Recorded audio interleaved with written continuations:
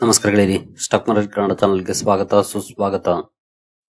ಗೆಳೆಯರಿ, ವಿಡಿಯೋದಲ್ಲಿ ನಮ್ಮ ಮಾರ್ಕೆಟ್ಗೆ ಸಂಬಂಧಪಟ್ಟಂತೆ ಕೆಲವೊಂದು ಸುದ್ದಿಗಳ ಬಗ್ಗೆ ತಿಳ್ಕೊಳ್ಳೋಣ. ಜೊತೆಗೆ ನಿನ್ನೆ ಡೊನಾಲ್ಡ್ ಟ್ರಂಪ್ ಅವರು ಫಾರ್ಮಾ ಇಂಡಸ್ಟ್ರಿಯ ಮೇಲೆ 100% ಟ್ಯಾರಿಫ್ ಅನ್ನು ಅನೌನ್ಸ್ ಮಾಡಿದ್ದಾರೆ. ಅದರ ಇಂಪ್ಯಾಕ್ಟ್ ಯಾವ ಕಂಪನಿಯ ಮೇಲೆ ಎಷ್ಟಿರಬಹುದು ಅನ್ನೋದ್ರ ಬಗ್ಗೆ ತಿಳ್ಕೊಳ್ಳೋಣ. ಜೊತೆಗೆ ಬೇರೆ ಕಂಪನಿಗಳಿಗೆ ಸಂಬಂಧಪಟ್ಟಂತೆ ಕೂಡ ಕೆಲವೊಂದು ಅಪ್ಡೇಟ್ಗಳು ಬಂದಿದ್ದಾವೆ, ಅವುಗಳ ಬಗ್ಗೆ ಕೂಡ ಒಂದಷ್ಟು ವಿಷಯವನ್ನ ತಿಳ್ಕೊಳ್ಳುವಂತ ಪ್ರಯತ್ನವನ್ನ ಮಾಡೋಣ. ಮೊದಲಿಗೆ ಡಿಸ್ಕ್ಲೇಮರ್ ಕೊಡ್ಲಿಕ್ಕೆ ಇಷ್ಟಪಡ್ತೀನಿ. ಇಲ್ಲಿ ಕವರ್ ಮಾಡ್ತಿರುವಂತ ಯಾವುದೇ ಸ್ಟಾಕ್ ಅನ್ನು ಕೂಡ ರೆಕಮೆಂಡ್ ಮಾಡ್ತಿಲ್ಲ. ನೀವು ಫರ್ದರ್ ಸ್ಟಡಿ ಮಾಡಿ ಎಡಿಷನ್ ತಗೊಳ್ಬಹುದು. ಆಸ್ ಎ ಎಜುಕೇಶನಲ್ ಪರ್ಪಸ್ ನಾನು ಈ ವಿಡಿಯೋ ನಿಮ್ಮ ಮುಂದೆ ತರ್ತಾ ಇದ್ದೀನಿ. ಮೊದಲಿಗೆ 100% ಟ್ಯಾರಿಫ್ ನ ಓವರ್ ಆಲ್ ಇಂಪ್ಯಾಕ್ಟ್ ಏನು ಅನ್ನೋದನ್ನ ತಿಳ್ಕೊಂಡು ಇಂಡಿವಿಜುವಲ್ ಸ್ಟಾಕ್ ಗಳ ಲೆವೆಲ್ಗೆ ಹೋಗೋಣ. ಜೊತೆಗೆ ಇದರಿಂದ ಅಮೆರಿಕಾಗೂ ಕೂಡ ನಷ್ಟ ಆಗುತ್ತೆ, ಆ ವಿಷಯದ ಬಗ್ಗೆ ಕೂಡ ತಿಳ್ಕೊಂಡು ಮುಂದುವರಿಯೋಣ. ನೋಡಬಹುದು, Trump torpedoes pharma sector with 100% tariff. How India's $50 billion industry could suffer and why US faces bigger risk. ಖಂಡಿತ ಭಾರತಕ್ಕೆ $50 ಬಿಲಿಯನ್ ಬಿಸ್ನೆಸ್ ನ ಮೇಲೆ ಇಂಪ್ಯಾಕ್ಟ್ ಆಗುತ್ತೆ, ಅದರಿಂದ ಒಂದಷ್ಟು ನಷ್ಟ ಕೂಡ ಆಗ್ಬೋದು. ಆದ್ರೆ ಅದಕ್ಕಿಂತ ದೊಡ್ಡ ನಷ್ಟ ಅಥವಾ ಅದಕ್ಕಿಂತ ದೊಡ್ಡ ರಿಸ್ಕ್ ಅಮೆರಿಕಾಗೆ ಇದೆ ಇದರಿಂದ. ಹಾಗಾದ್ರೆ ಹೇಗೆ ಆಗಿದ್ರೂ ಕೂಡ ಯಾಕೆ ಇವರು ಇಷ್ಟು ಮಟ್ಟದಲ್ಲಿ ಟ್ಯಾರಿಫ್ ಆಗ್ತಾ ಇದ್ದಾರೆ ಅಥವಾ ಈ ರೀತಿಯ ಪ್ರೆಷರ್ ಅನ್ನ ಯಾಕೆ ಕ್ರಿಯೇಟ್ ಮಾಡಲಿಕ್ಕೆ ಪ್ರಯತ್ನ ಪಡ್ತಿದ್ದಾರೆ, ಇದನ್ನ ತಿಳ್ಕೊಳ್ಳೋದು ತುಂಬಾನೇ ಇಂಪಾರ್ಟೆಂಟ್ ಆಗುತ್ತೆ. ಯಾಕಂದ್ರೆ ನಮಗೆ ರಿಸ್ಕ್ ಜಾಸ್ತಿ ಅಂದ್ರೆ ಬಟ್ ಸ್ಟಿಲ್ ಯಾಕೆ ಟ್ಯಾರಿಫ್ ಆಗ್ತಿದ್ದಾರೆ ನೋಡೋಣ ಬನ್ನಿ. ಮೊದಲಿಗೆ ಇಂಡಿಯಾದ ಫಾರ್ಮಾಸ್ಯೂಟಿಕಲ್ ಎಕ್ಸ್ಪೋರ್ಟ್ ಮೇಲೆ ಆಗುವಂತ ಇಂಪ್ಯಾಕ್ಟ್ ಬಗ್ಗೆ ನೋಡೋದಾದ್ರೆ ನೋಡಬಹುದು, India often dub the pharmacy of the world, ಪ್ರಪಂಚದ ಫಾರ್ಮಸಿ ಅಂತ ಕರೆಸ್ಕೊಳ್ಳುತ್ತೆ ಭಾರತ. ಅದರಲ್ಲಿ ಅಮೆರಿಕ ಒಂದು ದೊಡ್ಡ ಮಾರ್ಕೆಟ್ ಇಂಡಿಯನ್ ಫಾರ್ಮಸಿಗೆ. 2023-24 ಲೆಕ್ಕಾಚಾರವನ್ನು ನೋಡಿದರೆ $50 ಬಿಲಿಯನ್ ಮೊತ್ತದ ಬಿಸ್ನೆಸ್ ನಡೆದಿದೆ. ಅದರಲ್ಲಿ $23.5 ಬಿಲಿಯನ್ ಭಾರತದಿಂದ ಅಥವಾ ಡೊಮೆಸ್ಟಿಕ್ ಕನ್ಸಂಪ್ಷನ್ ಆದ್ರೆ export valued at $26.5 billion. Domestic consumption ಗಿಂತ ಎಕ್ಸ್ಪೋರ್ಟ್ ರೆವಿನ್ಯೂ ಜಾಸ್ತಿ ಇದೆ ಫಾರ್ಮಾ ಇಂಡಸ್ಟ್ರಿಗೆ. ಜೊತೆಗೆ ಭಾರತ ವಿಶ್ವ ಮಟ್ಟದ ಲೀಡರ್ ಅನಿಸ್ಕೊಳ್ಳುತ್ತೆ ಜನರಿಕ್ ಮೆಡಿಸಿನ್ ಪ್ರೊಡಕ್ಷನ್ ಅಲ್ಲಿ. ಸುಮಾರು 40% US ಮಾರ್ಕೆಟ್ಗೆ ಜನರಿಕ್ ಮೆಡಿಸಿನ್ ಅನ್ನ ಸಪ್ಲೈ ಮಾಡ್ತಾ ಇದೆ. ಅಮೆರಿಕದ ರಿಕ್ವೈರ್ಮೆಂಟ್ ಏನಿದೆ ಅಥವಾ ಅವಶ್ಯಕತೆ ಏನಿದೆ ಅದರಲ್ಲಿ 40% ಅನ್ನ ಭಾರತದ ಜನರಿಕ್ ಮೆಡಿಸಿನ್ ಫುಲ್ಫಿಲ್ ಮಾಡ್ತಾ ಇದೆ ಆಸ್ ಪರ್ 2025 ರಿಪೋರ್ಟ್. ಜೊತೆಗೆ ನೋಡಬಹುದು, India exported about $10.5 billion worth of pharmaceutical products to the United States. ಸುಮಾರು $10.5 ಬಿಲಿಯನ್ ಮೊತ್ತದ ಫಾರ್ಮಾ ಪ್ರಾಡಕ್ಟ್ಸ್ ಅನ್ನ ಅಮೆರಿಕಾಗೆ ಎಕ್ಸ್ಪೋರ್ಟ್ ಮಾಡ್ತಾ ಇದೆ. ಟೋಟಲ್ $26.5 ಬಿಲಿಯನ್ ಎಕ್ಸ್ಪೋರ್ಟ್ ಆದ್ರೆ ಫಾರ್ಮಾದ್ದು $10.5 ಬಿಲಿಯನ್ ಅಮೆರಿಕಾಗೆ ಹೋಗ್ತಾ ಇದೆ. ಅದರಲ್ಲಿ ಇನ್ನು ಉಳಿದದ್ದು ಬೇರೆ ಬೇರೆ ದೇಶಗಳಿಗೆ ಹೋಗ್ತಾ ಇದೆ. ಹಾಗೆ ಯಾವೆಲ್ಲ ಮೆಡಿಸಿನ್ಸ್ ಇದಾವೆ ನೋಡಬಹುದು, medications for chronic diseases, antibiotic, life saving oncology drugs, ಇವುಗಳೇ ಮೇಜರ್ ಪಾಲನ್ನ ಹೊಂದಿದ್ದಾವೆ. ಅದರಲ್ಲೂ ಯಾವೆಲ್ಲ ಕಂಪನಿಗಳು ಸಪ್ಲೈ ಮಾಡ್ತವೆ ಅಂತ ನೋಡಿದ್ರೆ doctor Reddy's, Aurobindo, Zydus life science ಇವುಗಳು ಕೂಡ ಒಳ್ಳೆ ಕಾಂಟ್ರಿಬ್ಯೂಷನ್ ಅನ್ನ ಮಾಡ್ತಾ ಇದಾವೆ ಅಮೆರಿಕನ್ ಫಾರ್ಮಾ ಇಂಡಸ್ಟ್ರಿಗೆ ಇಲ್ಲಿಂದ ಸಪ್ಲೈ ಮಾಡೋ ಮೂಲಕ. ಯಾಕಂದ್ರೆ ಈ ಕಂಪನಿಗಳ ಮೇಜರ್ ರೆವಿನ್ಯೂ ಅಮೆರಿಕದಿಂದನೇ ಬರ್ತಾ ಇದೆ. ಇದರಿಂದ ಭಾರತದ ಮೇಲೆ ಆಗುವಂತ ಪರಿಣಾಮಗಳೇನು, ಈ 100% ಟ್ಯಾರಿಫ್ ಇಂದ ನೋಡಬಹುದು, lead to 5% to 10% decline in earnings for these companies in the short to medium term. Short and medium term ಅಲ್ಲಿ 5-10% ಅರ್ನಿಂಗ್ಸ್ ಅಲ್ಲಿ ಡಿಕ್ಲೈನ್ ಆಗುವಂತ ಚಾನ್ಸಸ್ ಇರುತ್ತೆ. ನೀವು ಅಂದ್ಕೊಳ್ಬಹುದು 5-10% ರೆವಿನ್ಯೂಗೆ ಎಫೆಕ್ಟ್ ಆಗುತ್ತೆ ಅಂದ್ರೆ ಕಂಪನಿಗಳಲ್ಲಿ ಯಾಕೆ ಇಷ್ಟೊಂದು ದೊಡ್ಡ ಮಟ್ಟದ ರಿಯಾಕ್ಷನ್ ಬಂದಿದೆ, ಹಾಗೆ ಮಾರ್ಕೆಟ್ ಅಲ್ಲಿ ಯಾಕೆ ದೊಡ್ಡ ಮಟ್ಟದಲ್ಲಿ ರಿಯಾಕ್ಷನ್ ಬಂದಿದೆ ಅಂತ. ಮಾರ್ಕೆಟ್ಸ್ ಹೀಗೆ, ಯಾಕೆಂದ್ರೆ ಅರ್ನಿಂಗ್ಸ್ ಪ್ರೊಜೆಕ್ಷನ್ ನ ಮೇಲೆ ಮಾರ್ಕೆಟ್ ಪ್ರೈಸ್ ಮೂವ್ ಆಗೋದು. ಅರ್ನಿಂಗ್ಸ್ ಚೆನ್ನಾಗಿ ಆಗುತ್ತೆ ಅಂದ್ರೆ ಸ್ಟಾಕ್ ಪ್ರೈಸ್ ಮೂವ್ ಆಗುತ್ತೆ. ಅರ್ನಿಂಗ್ಸ್ ಆದ್ಮೇಲೆ ಮೂವ್ ಆಗೋದಿಲ್ಲ, ಅರ್ನಿಂಗ್ಸ್ ಆಗೋದಕ್ಕೆ ಮುಂಚೆನೆ ಮೂವ್ ಆಗುತ್ತೆ. ಕೆಲವು ಸಲ ವರ್ಷಗಳಿಗೆ ಮುಂಚೆನೆ ಸ್ಟಾಕ್ ಮೂವ್ ಆಗುತ್ತೆ. ಹಾಗೆ ಆಕ್ಚುಯಲ್ ಅರ್ನಿಂಗ್ ಆಗುತ್ತಲ್ಲ ಆಗ ಸ್ಟಾಕ್ ಮೂವ್ ಆಗೋದೇ ಇಲ್ಲ, ಎಲ್ಲಿರುತ್ತೋ ಅಲ್ಲೇ ಇರುತ್ತೆ. ಯಾಕೆಂದ್ರೆ ಅಡ್ವಾನ್ಸ್ಡ್ ಆಗಿ ಮೂವ್ ಆಗ್ಬಿಟ್ಟಿರುತ್ತೆ. ಇನ್ ಕೇಸ್ ಅಂದ್ಕೊಂಡಂಗ್ ಮೂವ್ ಆಗ್ಲಿಲ್ವಾ ಕಂಪನಿಯ ರೆವಿನ್ಯೂ, ಇಮಿಡಿಯೇಟ್ಲಿ ಸ್ಟಾಕ್ ಡೌನ್ ಕೂಡ ಆಗುತ್ತೆ. ಅದಕ್ಕೆ ನಾವು ಸುಮಾರು ಸಲ ನೋಡ್ತಾ ಇರ್ತೀವಿ, ಕಂಪನಿಯ ರಿಸಲ್ಟ್ ಬಂದಿರುತ್ತೆ, ರಿಸಲ್ಟ್ ತುಂಬಾ ಚೆನ್ನಾಗಿರುತ್ತೆ, ಆದ್ರೆ ರಿಯಾಕ್ಷನ್ ಇರೋದಿಲ್ಲ. ಅದರ ಅರ್ಥ ಈ ರಿಸಲ್ಟ್ ಎಕ್ಸ್ಪೆಕ್ಟೇಷನ್ ಇಂಡಸ್ಟ್ರಿಗೆ ಮೇ ಬಿ 3 ತಿಂಗಳಿಂದೇನೋ 6 ತಿಂಗಳಿಂದೇನೋ ಬಂದಿರುತ್ತೆ, ಆಗ್ಲೇ ಸ್ಟಾಕ್ ಅಪ್ ಆಗ್ಬಿಟ್ಟಿರುತ್ತೆ. ಹಾಗಾಗಿ ಆಕ್ಚುಯಲ್ ನಂಬರ್ ರಿಲೀಸ್ ಆದಾಗ ಅಪ್ ಆಗೋದಿಲ್ಲ. ಅದೇ ಆಕ್ಚುಯಲ್ ಆಗಿ ಅಂದ್ಕೊಂಡಿದ್ದಕ್ಕಿಂತ ಕಡಿಮೆ ಬಂತು ನಂಬರ್ ಅಂದ್ರೆ ಇಮಿಡಿಯೇಟ್ಲಿ ಸ್ಟಾಕ್ ಕ್ರಾಶ್ ಆಗುತ್ತೆ. ಅದಕ್ಕೆ ಪ್ರಮುಖ ಕಾರಣನೇ ಎಕ್ಸ್ಪೆಕ್ಟೇಷನ್ ನ ಮೀಟ್ ಮಾಡಕ್ ಆಗ್ಲಿಲ್ಲ ಅನ್ನೋದು. ಅದೇ ಅನ್ಎಕ್ಸ್ಪೆಕ್ಟೆಡ್ ರೀತಿಯಲ್ಲಿ ನಂಬರ್ಸ್ ಅಪ್ ಆದ್ರೆ ಇಮಿಡಿಯೇಟ್ಲಿ ಸ್ಟಾಕ್ ಅಲ್ಲಿ ರ್ಯಾಲಿ ಕೂಡ ಬರುತ್ತೆ. ಮಾರ್ಕೆಟ್ ಅಲ್ಲಿ ಹೀಗೆ ಯಾವತ್ತು ಮಾರ್ಕೆಟ್ ತುಂಬಾನೇ ಅಡ್ವಾನ್ಸ್ಡ್ ಆಗಿ ಪ್ರಿಡಿಕ್ಟ್ ಮಾಡುತ್ತೆ. ಜೊತೆಗೆ ಇದು ಅನ್ಎಕ್ಸ್ಪೆಕ್ಟೆಡ್ ಟ್ಯಾರಿಫ್ 100% ಆಗ್ತಾರೆ ಅನ್ನೋದು ಅನ್ಎಕ್ಸ್ಪೆಕ್ಟೆಡ್, ಎಕ್ಸ್ಪೆಕ್ಟೆಡ್ ಏನಲ್ಲ. ಇನ್ ಕೇಸ್ ಎಕ್ಸ್ಪೆಕ್ಟೆಡ್ ಆಗಿದ್ರೆ ಇಷ್ಟು ರಿಯಾಕ್ಷನ್ ಬರ್ತಿರ್ಲಿಲ್ಲ, ಇದಕ್ ಮುಂಚೆನೆ ಅಡ್ಜಸ್ಟ್ ಆಗ್ಬಿಟ್ಟಿರುತ್ತೆ ಮಾರ್ಕೆಟ್. ಹಿಂಗೆ ಆಗೋದು ಮಾರ್ಕೆಟ್ ಅಲ್ಲಿ ಯಾವಾಗ್ಲೂ ಕೂಡ.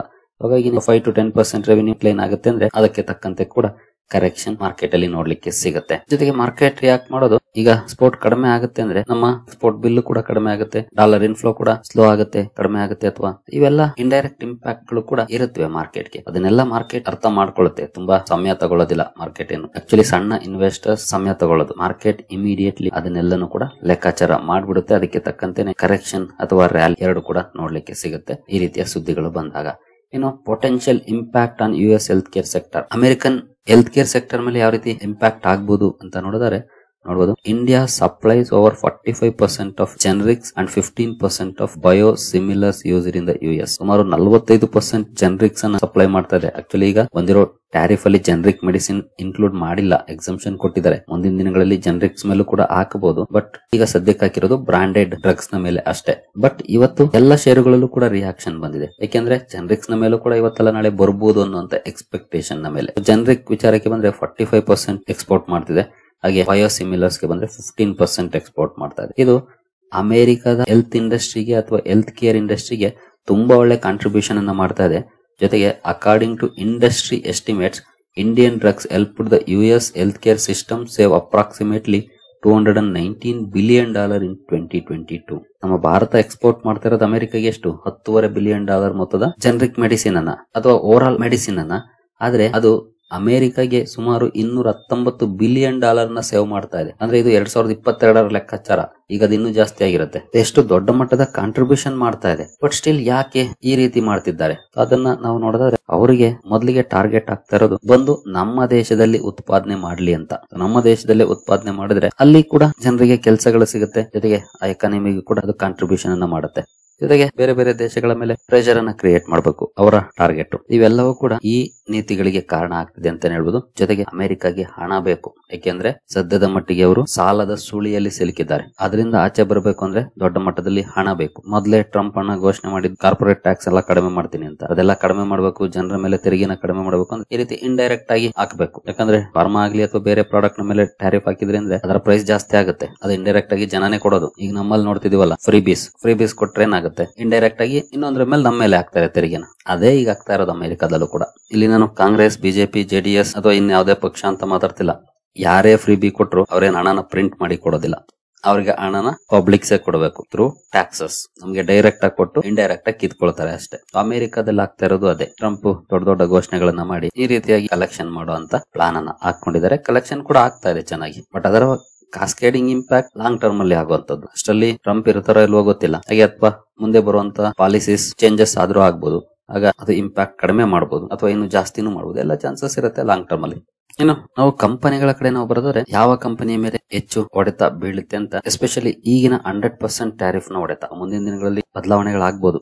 ಈಗೇನು ಬ್ರಾಂಡೆಡ್ ಡ್ರಗ್ಸ್ ಮೇಲೆ ಹಾಕಿದ್ದಾರೆ, ಅದರ ಇಂಪ್ಯಾಕ್ಟ್ ಅನ್ನ ನಾವು ನೋಡಿದ್ರೆ, ಮೊದಲಿಗೆ ಡಾಕ್ಟರ್ ರೆಡ್ಡಿಸ್. ಯಾಕೆ ಡಾಕ್ಟರ್ ರೆಡ್ಡಿಸ್ಗೆ ಹೆಚ್ಚು ಇಂಪ್ಯಾಕ್ಟ್ ಆಗ್ಬೋದು ಅಂತಂದ್ರೆ, 47% ರೆವೆನ್ಯೂ ಅಮೆರಿಕನ್ ಮಾರ್ಕೆಟ್ ನ ಮೇಲೆ ಡಿಪೆಂಡ್ ಆಗಿದೆ ಅಥವಾ ಅಮೆರಿಕದಿಂದನೇ ಬರ್ತಾ ಇದೆ. ಬೇರೆ ಕಂಪನಿಗಳಿಗೆ ಹೋಲಿಸಿದ್ರೆ ಹೈಯೆಸ್ಟ್ ಇದೆ ಡಾಕ್ಟರ್ ರೆಡ್ಡಿಸ್ ರೆವೆನ್ಯೂ. ನೊಮುರಾದವರು ಎಸ್ಟಿಮೇಟ್ ಮಾಡಿರುವಂತದ್ದು $1.5 billion FY26 ಅಲ್ಲಿ ಅಮೆರಿಕದಿಂದ ಬರುತ್ತೆ ಅಂತ.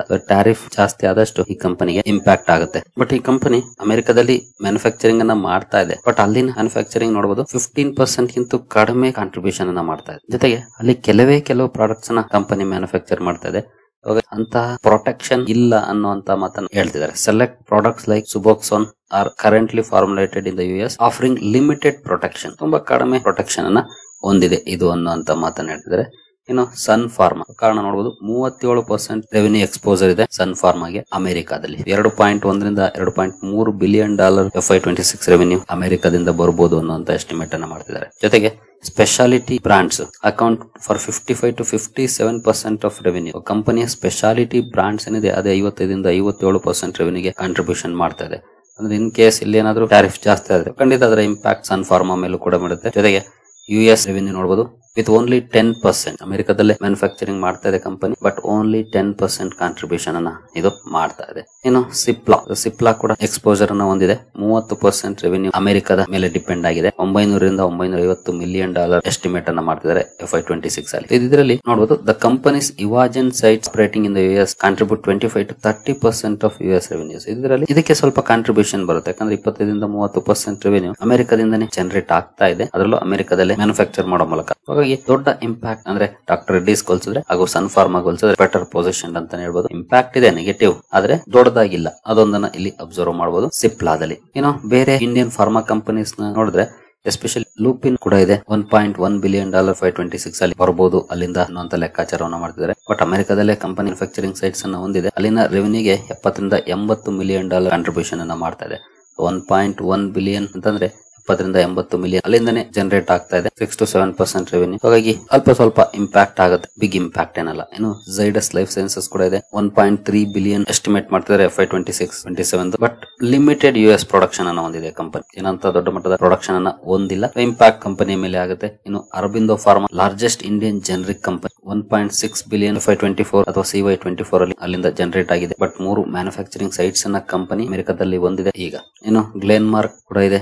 ಇತ್ತೀಚೆಗೆ ಕಂಪನಿ ಮ್ಯಾನುಫ್ಯಾಕ್ಚರಿಂಗ್ ಸೈಟ್ ಮನ್ರೋನಲ್ಲಿ ಸೆಟಪ್ ಮಾಡಿದೆ. 393 461 ಮಿಲಿಯನ್ ಎಸ್ಟಿಮೇಟ್ ಮಾಡ್ತಿದ್ದಾರೆ. Gland pharma relatively better placed ಅಂತ ಹೇಳ್ತಾರೆ ಇದನ್ನ, ಯಾಕಂದ್ರೆ ಜನರಿಕ್ ಕಂಪನೀಸ್ ಅಲ್ಲೇ ಬೆಟರ್ ಪ್ಲೇಸ್ಡ್ ಅಂತ ಹೇಳ್ತಾರೆ. ಯಾಕೆಂತಂದ್ರೆ 372 390 ಮಿಲಿಯನ್ ರೆವೆನ್ಯೂ ಎಸ್ಟಿಮೇಟ್ ಮಾಡ್ತಿದ್ದಾರೆ. But competition injectables relatively low. ಕೆಲವು ಚೀನೀಸ್ ಪ್ಲೇಯರ್ಸ್ ಜೊತೆ ಕಂಪನಿ ಕಾಂಪಿಟೇಷನ್ ಮಾಡುತ್ತೆ, ಬಟ್ ಇದರಲ್ಲಿ ಕಡಿಮೆ ಕಾಂಪಿಟೇಷನ್ ಇದೆ.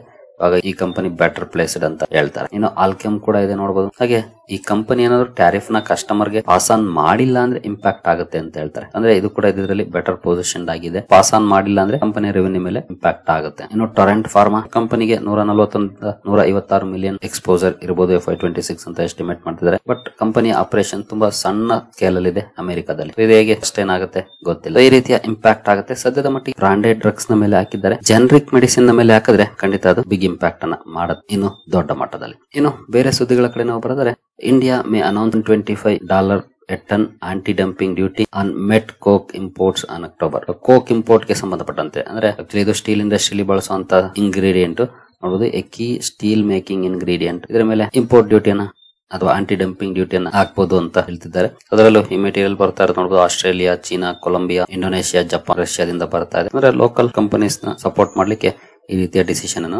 ತಗೊಳ್ತಿದ್ದಾರೆ. ಇನ್ನು ಟ್ರೇಡ್ ಡೀಲ್ ಗೆ ಸಂಬಂಧಪಟ್ಟಂತೆ Piyush Goyal delegation held constructive meeting with US on trade deal targets ಅಲ್ಲಿ ಕನ್ಕ್ಲೂಷನ್. ಅಂದ್ರೆ ಬೇಗ ಸಾಧ್ಯವಾದಷ್ಟು ಡೀಲ್ ಮಾಡ್ಕೊಳ್ಬೇಕು ಅಂತ ಮಾತುಕತೆಗಳು ಭರ್ಜರಿಯಾಗಿ ನಡೀತಾ ಇದೆ. ಕನ್ಸ್ಟ್ರಕ್ಟಿವ್ ಮೀಟಿಂಗ್ ಆಗಿದೆ ಅಂತ ಹೇಳಿದ್ರೆ ನೋಡೋಣ ಎಷ್ಟು ಬೇಗ ಔಟ್ಕಮ್ ಬರುತ್ತೋ ಅಷ್ಟು ಒಳ್ಳೆಯದು ಮಾರ್ಕೆಟ್ಗೆ. ಇನ್ನು HUL ಒಂದು ಅಪ್ಡೇಟ್ ಅನ್ನು ಕೊಟ್ಟಿದೆ ನೋಡಬಹುದು. HUL says around 40% of companies portfolio benefits from GST revision. ಇತ್ತೀಚಿನ GST ರ್ಯಾಷನಲೈಸೇಷನ್ ಏನಿದೆ ಅದು ಸುಮಾರು 40% ಕಂಪನಿಯ ಪ್ರಾಡಕ್ಟ್ ಗಳಿಗೆ ಬೆನಿಫಿಟ್ ಅನ್ನ ತರುತ್ತೆ ಅನ್ನುವಂತ ಮಾತನ್ನ ಹಿಂದೂಸ್ತಾನ್ ಯೂನಿಲಿವರ್ ಹೇಳಿದೆ. ಇನ್ನು ಇಂಡಿಗೋ ಹಾಗೂ SBI ಒಂದು ಸುದ್ದಿಯನ್ನ ಕೊಟ್ಟಿದ್ದಾರೆ ನೋಡಬಹುದು. SBI cards actually IndiGo and SBI card launch co branded credit card right choice for frequent flyers. ಅಂದ್ರೆ ಈ ಎರಡು ಕಂಪನಿಗಳು ಸೇರಿ ಕೋ ಬ್ರಾಂಡೆಡ್ ಕ್ರೆಡಿಟ್ ಕಾರ್ಡ್ ಅನ್ನ ಲಾಂಚ್ ಮಾಡ್ತಿದ್ದಾವೆ. ಇದನ್ನ ಬಳಸಿದ್ರೆ rewards, airport lounge access, insurance benefits ಇವುಗಳೆಲ್ಲ ಸಿಗ್ತವೆ ಅಂತ ಹೇಳಿದೆ ಕಂಪನಿ. ಇನ್ನು ಟಾಟಾ AIG ಒಂದು ಅಪ್ಡೇಟ್ ಅನ್ನ ಕೊಟ್ಟಿದೆ ನೋಡಬಹುದು. Tata AIG insurance suspends cashless claim settlement at Max hospitals. Max group ನ ಹಾಸ್ಪಿಟಲ್ಸ್ ಅಲ್ಲಿ ಕ್ಯಾಶ್ಲೆಸ್ ಕ್ಲೈಮ್ಸ್ ಅನ್ನ ಕಂಪನಿ ಸಸ್ಪೆಂಡ್ ಮಾಡಿದೆ. ಈ ಬಗ್ಗೆ ಇವತ್ತು ಅಪ್ಡೇಟ್ ಅನ್ನ ಕೊಟ್ಟಿದೆ. ಇನ್ನು European Union clears Mukesh Ambani led Reliance 855 crore joint venture with Zuckerberg's Meta ಅಥವಾ ಫೇಸ್ಬುಕ್ ನ ಜೊತೆ ಏನು ಒಪ್ಪಂದ ಮಾಡ್ಕೊಂಡಿತ್ತು ರಿಲಯನ್ಸ್ ಇಂಡಸ್ಟ್ರೀಸ್, ಅದಕ್ಕೆ ಸಂಬಂಧಪಟ್ಟಂತೆ ಯುರೋಪಿಯನ್ ಯೂನಿಯನ್ ಅಪ್ರೂವಲ್ ಅನ್ನ ಕೊಟ್ಟಿದೆ ಜಾಯಿಂಟ್ ವೆಂಚರ್ ಇವತ್ತು. ಸರಿಗಳೇ, ಈ ಎಲ್ಲ ಅಪ್ಡೇಟ್ಸ್ ನಿಮಗೆ ಇಷ್ಟ ಆಗಿದೆ ಅಂದ್ಕೊಳ್ತೀನಿ. ಮುಂದಿನ ವಿಡಿಯೋದಲ್ಲಿ ಸಿಗೋಣ. ಅಲ್ಲಿವರೆಗೂ ಜೈ ಹಿಂದ್, ಜೈ ಕರ್ನಾಟಕ.